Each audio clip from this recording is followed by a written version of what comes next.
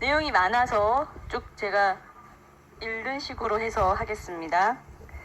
기자회견문. 서울시와 중수본의 전광훈 목사 고발 관련하여 서울시 서정엽 직무대행자는 전광훈 목사가 자가격리 대상자임에도 자가격리를 위반하였고 허위 사실을 유포해 신도들의 진단검사를 고의로 지연시켰다는 이유로 고발한다고 발표했습니다. 또한 중수본 박능후 본부장 역시 전광훈 목사가 자가격리 조치를 위반하고 조사대사 명단을 누락 은폐해 제출하는 등 역학조사를 방해한 혐의로 고발한다고 발표하였습니다. 첫째, 전광훈 목사는 자가격리 대상자가 아니며 자가격리 대상자라고 혹 가정하더라도 자가격리 의무를 위반한 사실이 없습니다. 중앙방역대책본부와 중앙사고수습본부가 발간한 지자체용 코로나 대응 지침서에 따르면 이건데요. 자가격리 조치를 하는 대상은 접촉자로 판단되는 경우입니다. 지난 6개월간 우리나라 누적 확진자 수가 현재 16,000명 정도에 달하는데 이 확진자 한 명이 확인될 때마다 그 사람이 다녔던 모든 곳을 대상으로 같은 시각 같이 있었다는 이유로 전원을 자가격리 조치를 하는 식으로 방역이 이루어져 왔다면 아마도 대한민국의 3분의 1은 마비됐을 겁니다. 또 병역 당국이 마음대로 정하기만 하면 누구라도 2주간 감금 상태와 다를 바 없는 격리를 할 수 있게 된다는 것이고 이는 대단히 심각한 인권 침해가 아닐 수 없습니다. 그런 이유로 강제 자가격리 대상은 접촉자의 경우에 한정하는 것이고 이 접촉자로 보는 기준을 정하고 있는데 이 역시 이 지침서에 명시되어 있고 WHO의 기준이기도 합니다.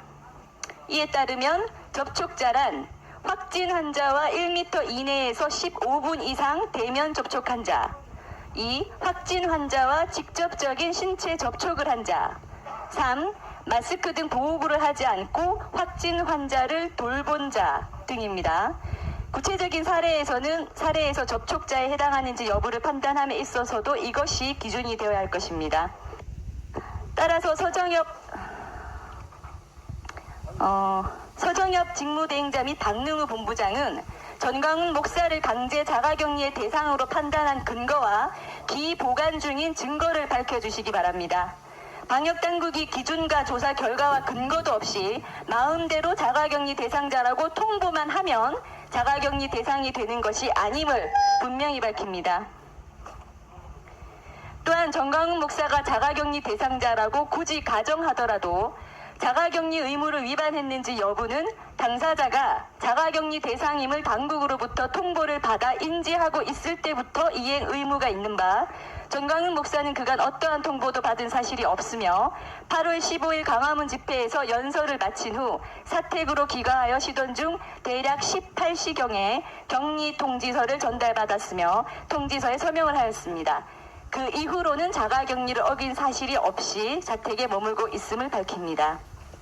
둘째, 허위 사실을 유포해 신도들의 진단 검사를 고의로 지연시켰다는 부분에 대하여는 정확히 무엇을 말하는지 확인할 수 없어 저희가 구체적인 반박도 할 수 없지만 허위 사실 유포로 신도들의 검사를 고의로 지연시킨 사실이 아예 없을 뿐만 아니라 오히려 당국보다 먼저 나서서 조치를 취하였습니다.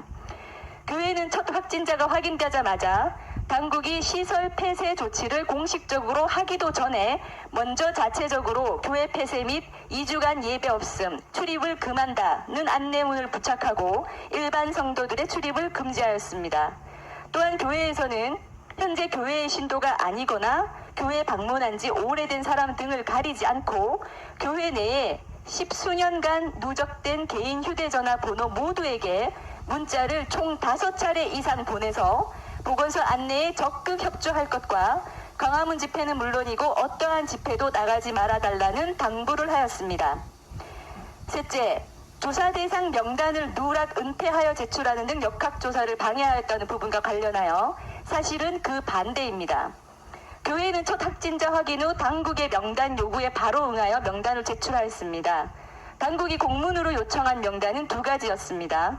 전체 교인 명단과 8월 7일부터 8월 12일까지의 방문자 명단입니다. 여기서 먼저 방문자 명단이라는 것은 당연히 그 기간 동안 교회 출입구에서 교회 출입하는 사람들에게 방명록을 작성하도록 하여 작성된 명단 원본 자체를 말합니다. 만약 그렇지 않고 그 기간 동안 방문했던 사람들을 교회 직원이 일일이 기억을 해내서 빠짐없이 기재하고 제출하는 것으로 이해를 한다면 상식적으로 말이 안 되기 때문입니다. 교회는 비교적 충실하게 방문자들로부터 방명록 작성을 받았기 때문에 당연히 실제 존재하는 방명록 원본, 사본 일체와 이것을 전자문서로 옮겨 기재한 파일 모두를 제출하였습니다.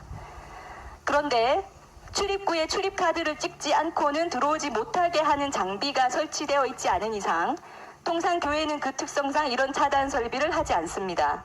그 수많은 방문자들 중에 어떤 이유에서건 방명록에 기재되지 못한 경우는 나올 수밖에 없는데 가사 그러한 경우가 몇몇 확인되었다고 하여 이것을 마치 기존에 존재하는 명단을 변조하여 고의로 일부를 누락, 은폐했다는 식으로 발표를 한다면 이는 명백한 허위 사실이라고 할 것입니다.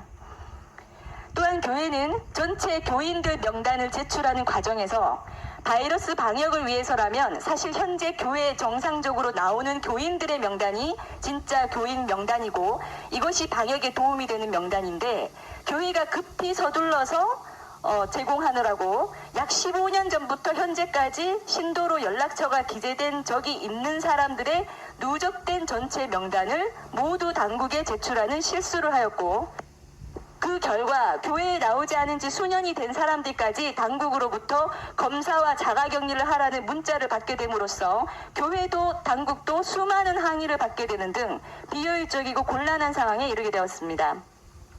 이에 어제 교회 직원들과 당국 관계자들이 만난 자리에서 논의 끝에 교회의 전체 교인 명단이라고 기제출한 것은 폐기를 하고 교회가 최대한 신속히 현재 교인 중심으로 재정리하여 제출하기로 협의까지 되었습니다. 이렇게 협의된 추가 자료 제출은 현재 모두 완료되었습니다. 넷째, 아울러 교회는 교인들 및 현재는 교인이 아닌 사람들에게까지 신속한 검사와 협조를 당부하는 메시지를 수차 보내왔으나 교인들 중에는 보건소에 연락했지만 검사량이 밀려 나중에 방문하라는 말을 들은 경우도 많은 것으로 확인되어 교회의 현재 기준 교인 명단에 따라 교회가 아직 검사를 받지 못한 교인들을 직접 지원하여 교인들이 병원에 바로 가서 검사를 마칠 수 있도록 적극 조치할 예정입니다. 결론적으로 사랑제일교회 및 전광훈 목사 변호인단은 위와 같은 사실들에 대해 당연히 그 사정을 잘 알고 있을 수밖에 없는 위치에 있는 서정협 직무대행자와 박능우 본부장을 각 허위사실 유포 명예훼손죄로 고소합니다. 두 번째, 우한 바이러스 검사 결과의 의문점입니다. 현재 많은 교인들이 자신들이 받은 검사와 보건소의 양성 판정에 의문을 제기하고 있습니다. 이에 교회가 교인들을 상대로 의문사항을 접수받아 확인해본 결과 주로 증상이 전혀 없었던 교인들에게 판정 결과에 부정확성이 드러났습니다. 사례들을 말씀드리겠습니다.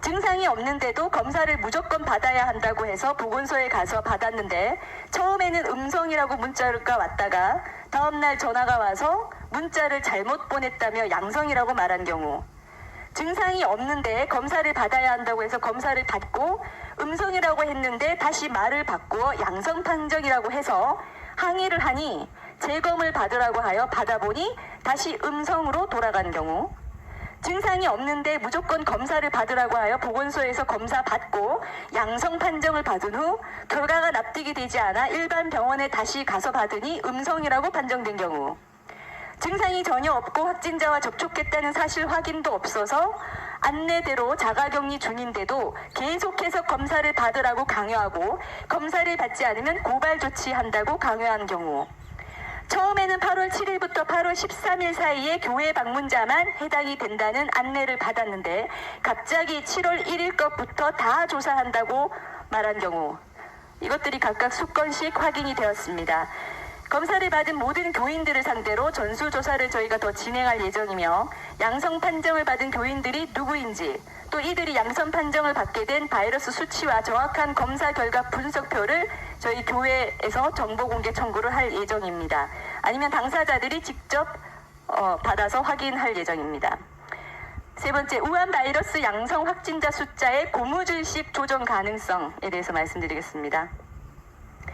우한 바이러스는 사실 증상이 뚜렷이 나타나서 스스로 검사를 받고 양성 판정이 되는 경우를 제외하고는 검사를 실제로 해봐야만 바이러스의 수치가 확인 가능한 것이라는 근본적인 한계가 있습니다.